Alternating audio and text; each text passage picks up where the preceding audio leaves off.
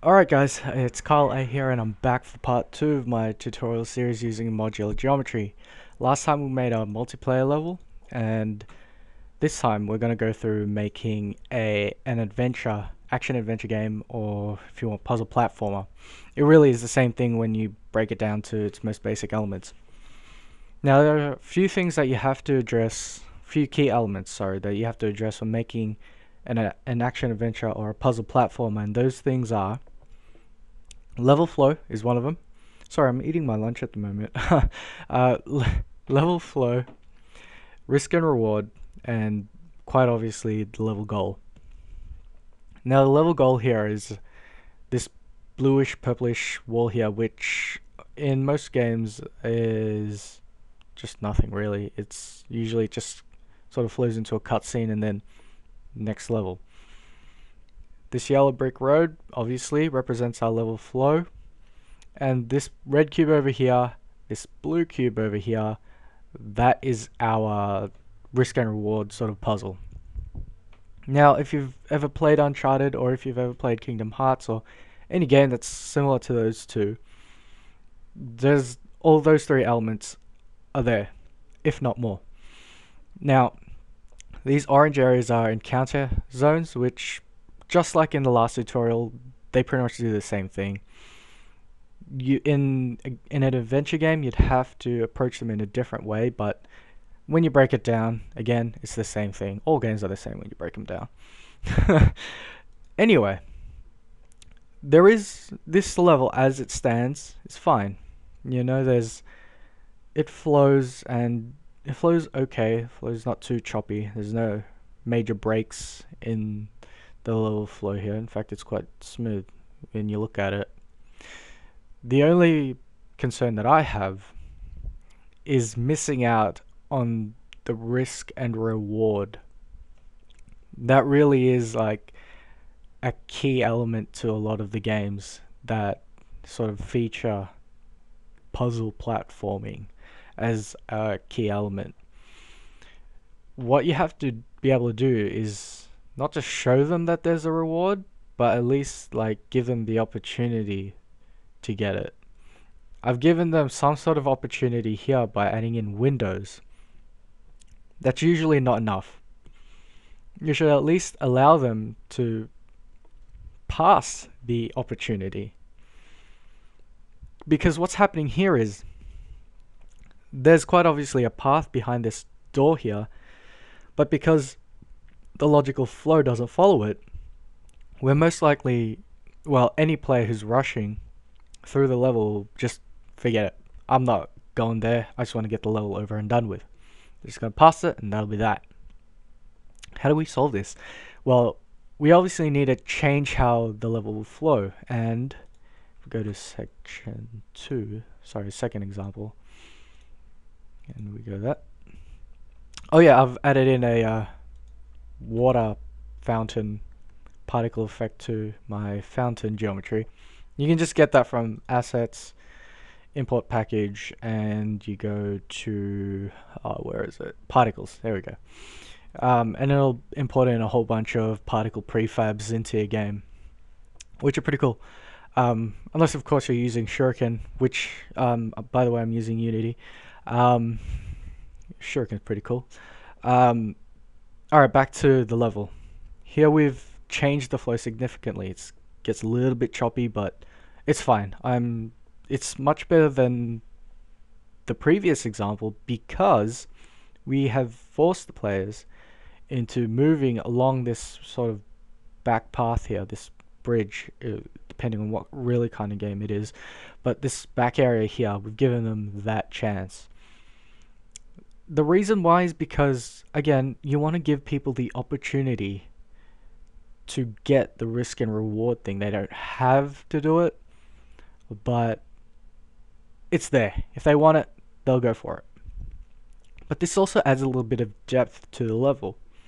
And what I mean by that is, along this back path here, if we just scroll along, we can see that here we can fill this area up with even more sort of scenery or even more secret areas that you can get to.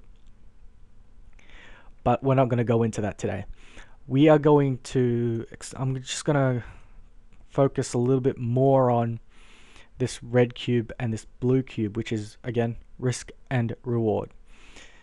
Usually to get to this whole building should actually be red, because that in itself is the puzzle. Now in there's, really a puzzle can be anything. It could be platform jumping, you might have to move a few blocks around, or maybe you'll have to step on a particular tile to open up a door, like a particular combination of tiles so you can get to a doorway, or at least unlock a door. Doesn't really matter, it's the same thing. It's a puzzle. Solve it and you get a reward. Games like Uncharted really focus on the puzzle element of the level. Uncharted 3 to be, that's a really good example. If you haven't played it, go get a PS3. I'm not going to go through it with you guys today, because I am eating my lunch. Now, the next thing we have to do is sort of think, well, what if they do miss it? What if they decide that the first go they don't want to do the whole puzzle thing? Again, I've kept the windows there so that they do have a chance to go back to it and say, you know what, there's something there. There's something useful there. I'm going to go get it. So that they can backtrack. Backtracking, again, backtracking is another element, sorry, that's quite important to the flow of the level. Or at least, creating an interesting level. The only problem here, with this example anyway, is that when you're backtracking along the same path, now, if you think about it, I'm going to go down this yellow road here, coming through the building, walk in, see that. Now, I've already walked into this larger building here, and I see the block. I'd have to backtrack again. That's fine. Backtrack once. Go in, solve the puzzle, get to the red block, walk back out, get the reward, walk back out again, and then walk along the path another time, back into the building again, and then finish the level. Do you see how long and complicated the level got really quickly?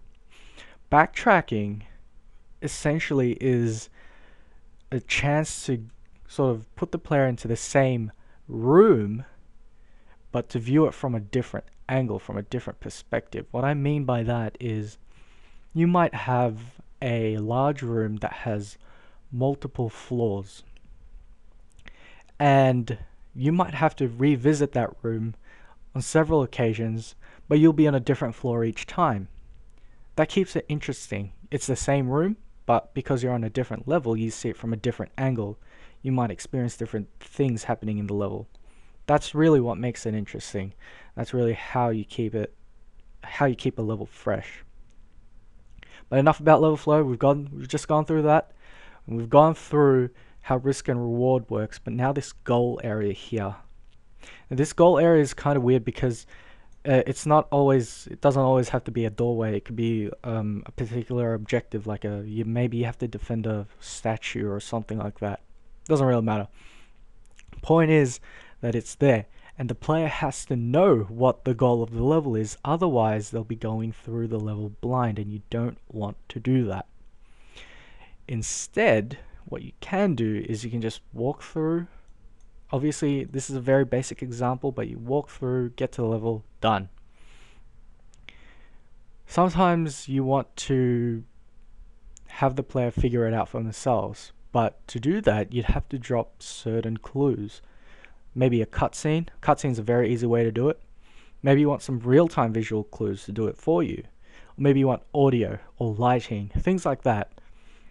Those subtle things that happen in the game really get the game flow working, and that's really important in action adventure games or puzzle platforms, really.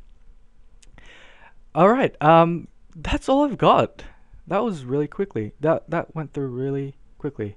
And my lunch break is almost over, so at that, I will leave you guys, and next week we'll go through making a hub area for an MMORPG, or basic RPG, and we are going to also look at lighting and sound for a level. Remember to like this video so I can make more, and subscribe to my channel so you can keep up to date. But until then, I'll see you guys later.